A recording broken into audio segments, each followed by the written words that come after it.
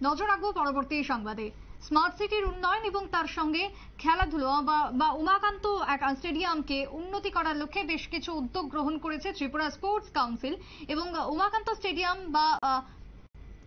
Stadium মার্কেটকে উন্নয়ন করতে বিশেষ উদ্যোগ এবার ত্রিপুরা স্পোর্টস কাউন্সিলের পক্ষ থেকে লক্ষ্য করা গেল এবং সেই উপলক্ষে আজ উমাকান্ত স্টেডিয়াম মার্কেট পরিদর্শন করলেন স্পোর্টস কাউন্সিলের সচিব সুকান্ত ঘোষ এবং তার সাথে আধিকারিকরা ছিলেন উপস্থিত। এলাকা পরিদর্শন করলেন, কি কি উন্নয়নের প্রয়োজন রয়েছে, কোথায় কি কি সমস্যা রয়েছে, স্মার্ট সিটির ক্ষেত্রে কি কি বাধা হয়ে দাঁড়াতে পারে, তার সবটাই আজকে খতিয়ে দেখলো স্পোর্টস কাউন্সিলের একটি বিশেষ দল। ত্রিপুরা স্পোর্টস কাউন্সিলের পক্ষ থেকে ঠিক কি বক্তব্য উঠে এসেছে স্মার্ট সিটির রূপায়ণ বা সৌন্দর্য বজায় রাখা এবং স্টেডিয়ামকে উন্নতি করার প্রসঙ্গে শোনাবো।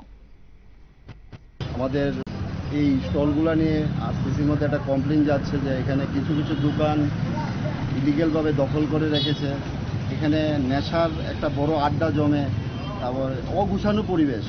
আমরা দীর্ঘদিন ধরে বলছিলাম ওদের সঙ্গে বসবো, এখানে যে দোকানদার আছে ওদের সঙ্গে বসবো, আজকে বসলাম, ওদের সঙ্গে বিভিন্ন বিষয় নিয়ে সিদ্ধান্তমূলক আলোচনা হয়েছে।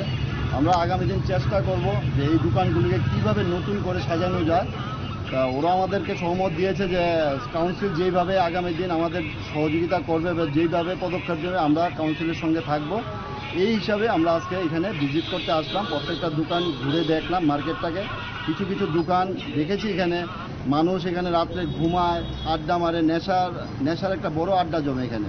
তো এইগুলো থেকে কীভাবে এই দোকান এই পরিবেশটাকে মুক্ত করা যায় এগুলো নিয়ে আগামী দিন আমরা সরকারের সঙ্গে কথা বলবো, আমাদের মাননীয় মুখ্যমন্ত্রীর সঙ্গে কথা বলে।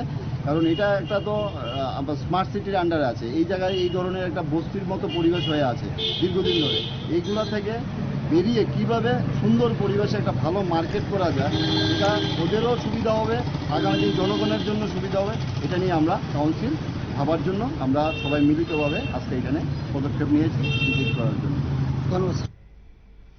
আপনারা শুনলেন সংশ্লিষ্টের বক্তব্য, বিশেষ করে স্পোর্টস কাউন্সিলের পক্ষ থেকে যে বক্তব্য উঠে এলো তাতে করে শহরকে সৌন্দর্য করাই হচ্ছে মূল লক্ষ্য এবং স্টেডিয়ামের চারপাশে যে দোকান রয়েছে সেই দোকান ব্যবসায়ীদের ক্ষেত্রে কি কি পরিকাঠামোগত উন্নয়নের প্রয়োজন রয়েছে তার সবটাই আজকে খতিয়ে দেখলো প্রতিনিধি দলটি। ছোট্ট একটা বিরতি নেব, ফিরবো বিরতির পর, সঙ্গে থাকুন।